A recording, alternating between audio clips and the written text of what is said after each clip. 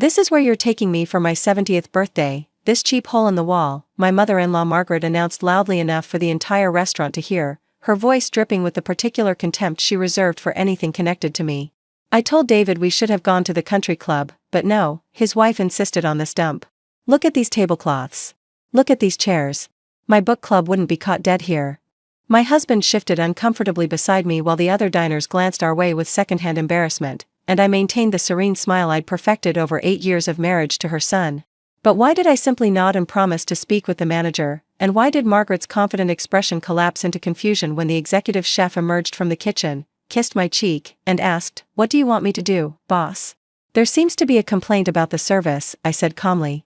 "Mrs. Patterson is unhappy with her experience." Chef Antonio Reyes looked at Margaret with professional concern.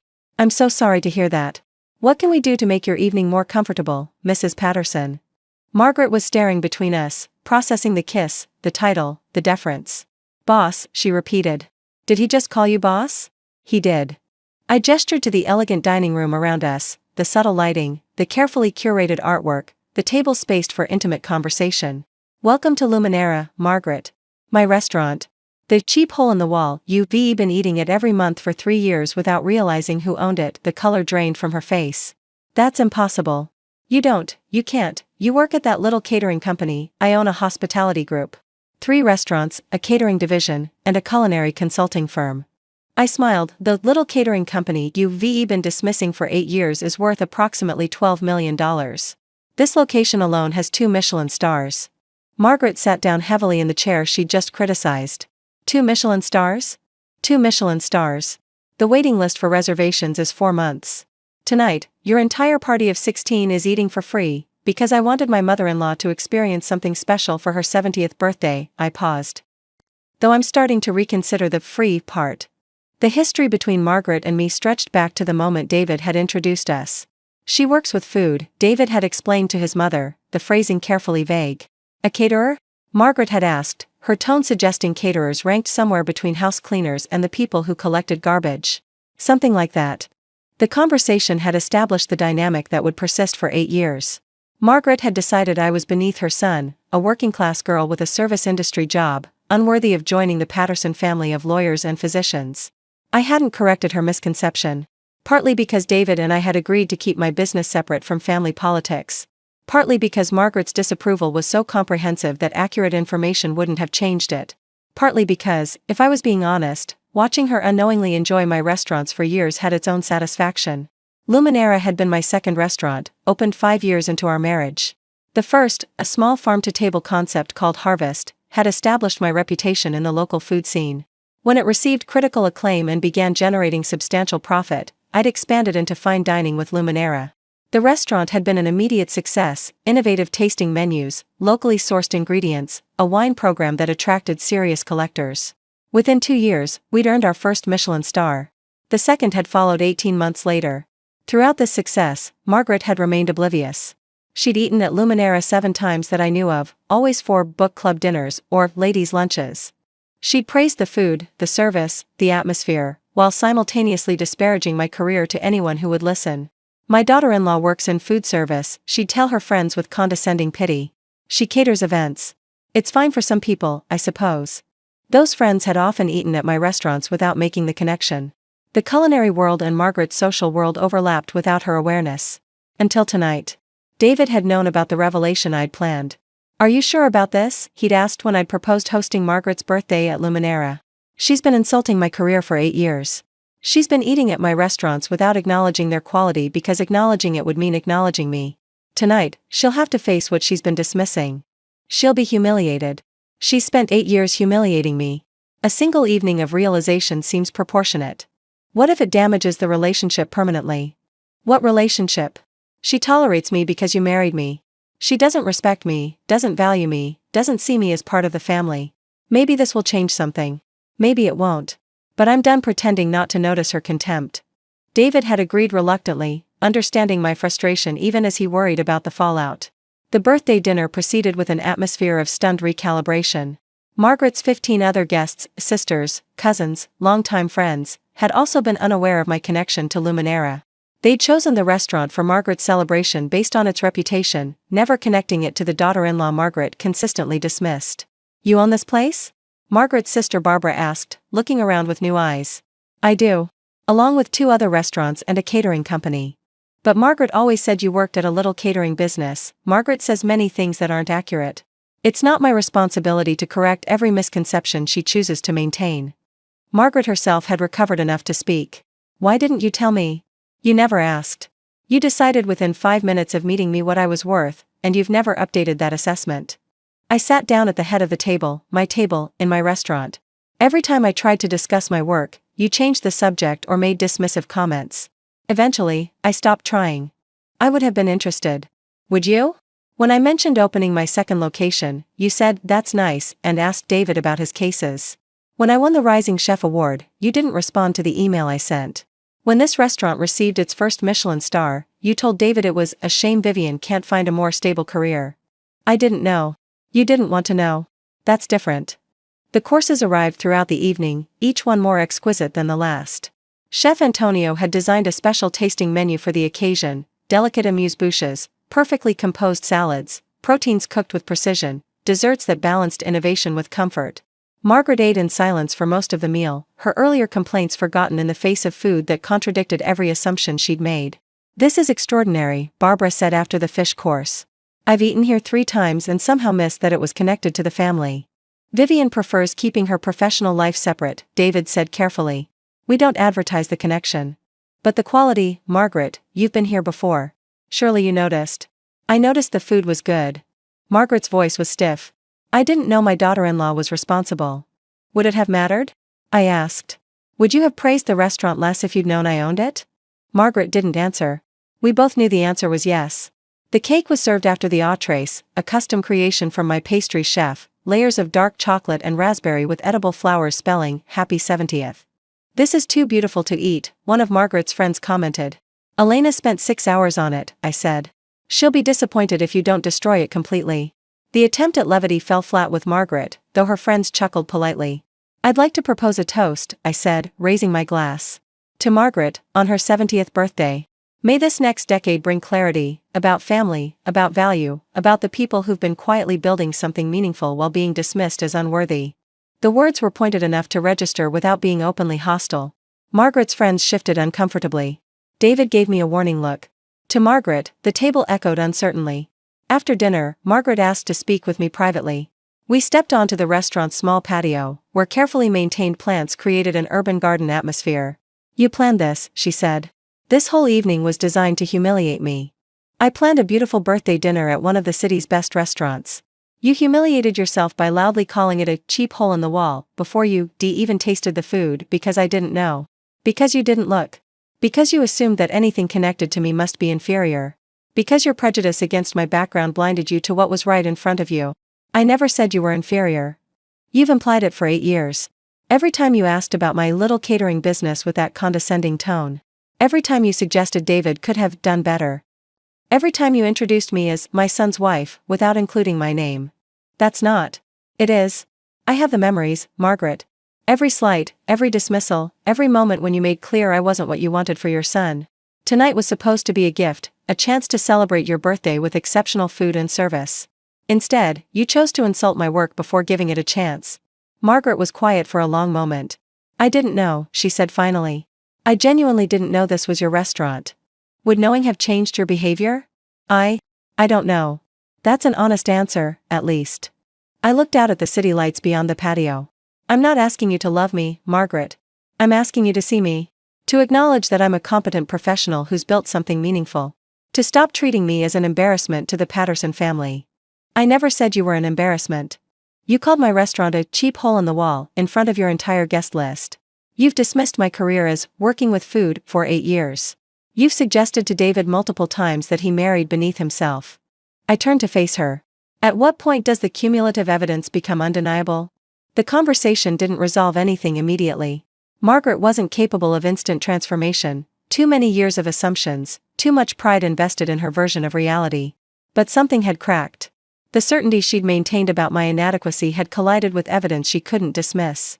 "I need time to process this," she said finally. "Take all the time you need. I'm not going anywhere." Neither is my restaurant, my company, or my marriage to your son. I didn't mean to hurt you. Intent and impact are different things. You may not have meant to spend 8 years making me feel unwelcome in your family. But you did. Meaning to or not doesn't erase the effect. We returned to the table separately, Margaret needing a moment to compose herself, me needing a moment to release the tension I'd been carrying. The birthday dinner ended more quietly than it had begun. Margaret's friends seemed uncertain how to navigate the revelation, praising the food while side-eyeing the family drama they witnessed. Some approached me privately to express appreciation for the meal, carefully avoiding commentary on the larger situation. This was lovely, Barbara told me as she left. I'm sorry for what Margaret said earlier. She doesn't always think before she speaks. She thinks plenty. She just doesn't filter her thoughts when she believes she's superior. Barbara winced but didn't disagree. David and I drove home in contemplative silence. That was intense, he finally said. It was necessary. Was it? We could have continued. Continued what? Another 8 years of pretending not to notice her contempt? Another decade of hiding my success because it might upset her worldview? I shook my head. I've built something I'm proud of. I shouldn't have to minimize it to protect your mother's ego. I'm not saying you should minimize it. I'm saying the birthday dinner was a specific choice, a public revelation designed for maximum impact. Your mother insulted my restaurant publicly before she even sat down. The impact was already happening.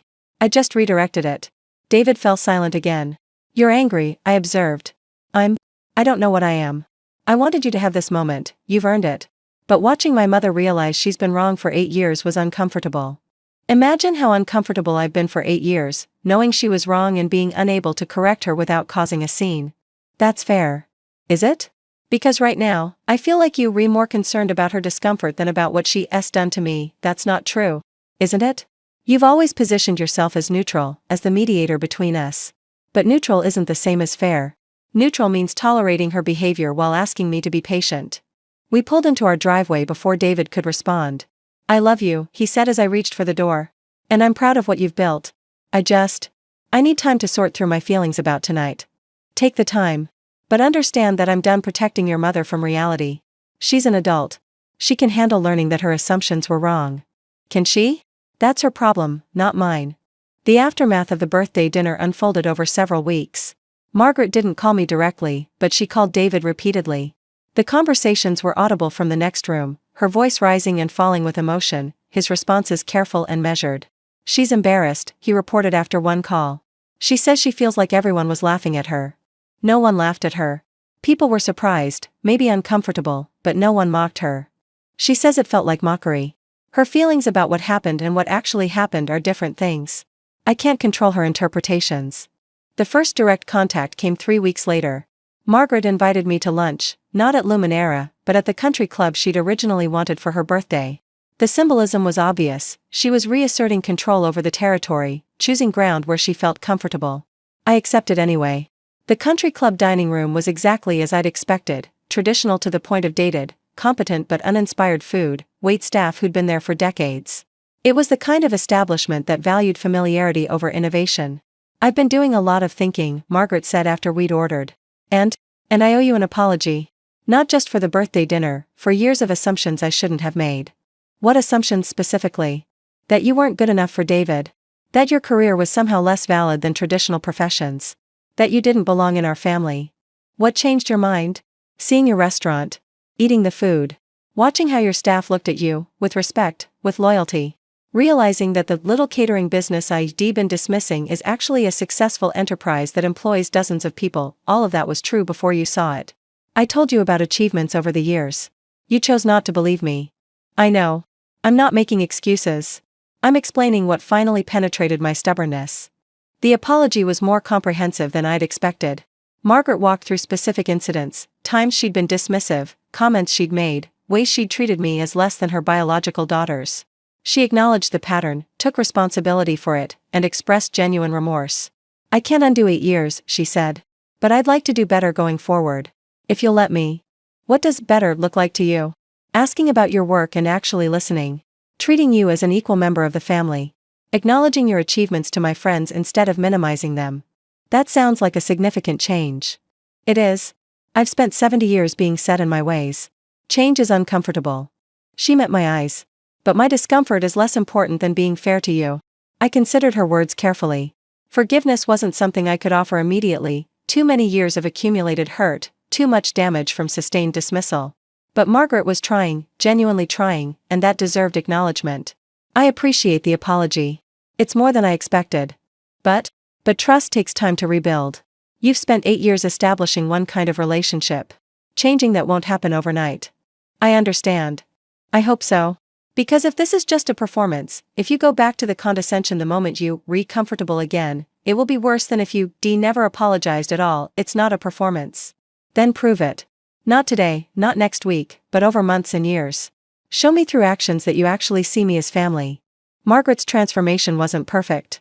Old habits occasionally resurfaced, moments of condescension, reflexive assumptions that had to be caught and corrected. But she was trying. Genuinely, consistently trying. She visited Harvest, my original restaurant, and asked questions about how I'd started. She attended the opening of my third location and gave a toast to my talented daughter-in-law. She stopped introducing me as David's wife and started using my name. Your mother called today, I told David one evening. About what? She wanted recommendations for a catering company. One of her friends is planning an event. Did you give her your information? She asked specifically for someone else. Said she didn't want to create complicated family dynamics by hiring me.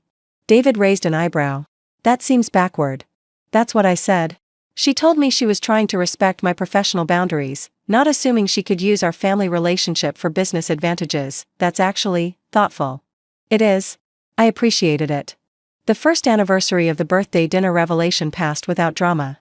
Margaret's 71st birthday was celebrated at Harvest, my choice again, but this time without the confrontational undercurrents. She arrived knowing exactly what the restaurant was, who owned it, and why her daughter-in-law had built something worthy of celebration. Thank you for hosting this, she said as the evening wound down. Thank you for giving the food a fair chance this time. She laughed, a genuine sound, unburdened by the defensiveness that had characterized our earlier interactions. I deserved that. I was awful last year. You were. But you've been better since. That's what matters now. The relationship that emerged from the revelation wasn't the warm, close mother-daughter bond that some families achieve. We'd both carried too many years of baggage, accumulated too many hurts that couldn't be fully erased. But we'd built something functional, something respectful, something that no longer required me to minimize my success or pretend not to notice her contempt. Margaret had learned to see me, not as the inferior girl who'd married her son, but as a professional who'd built something meaningful. The Michelin stars, the successful locations, the employment of dozens of people who depended on my vision, all of it had finally penetrated her resistance. And I had learned to give her credit for changing, even if that change had required dramatic revelation to begin. Chef Antonio asked me once why I'd kept my ownership hidden from Margaret for so long. She needed to learn for herself, I said. If I'd told her directly, she would have dismissed it as exaggeration. Seeing it, experiencing the food, the service, the quality, forced her to confront reality. But you could have revealed it sooner. I could have. But sooner would have felt like bragging. Later felt like education. And the birthday dinner? That was revenge. I smiled slightly. Not proud revenge, maybe. But satisfying revenge. She'd spent 8 years calling my work inferior. Watching her realize she'd been eating at my cheap hole in the wall for 3 years and praising it, that was worth the wait. The hospitality group continued to grow. 2 more locations opened in the years following Margaret's revelation, a casual concept that made my cooking accessible to more people, and a rooftop venue that became the city's premier event space. Margaret attended both openings as an invited guest, not as an obligation. She brought friends, recommended the restaurants to her social circle, and took genuine pride in being associated with the success. My daughter-in-law owns this place, I'd overhear her telling people. Not my son's wife. Not someone who works with food. My daughter-in-law. Owner. Creator. Family. 8 years of dismissal hadn't been erased by one birthday dinner. But the dinner had created a rupture in Margaret's carefully maintained worldview, a crack through which reality could finally enter. The woman who'd spent years not seeing me had been forced to open her eyes.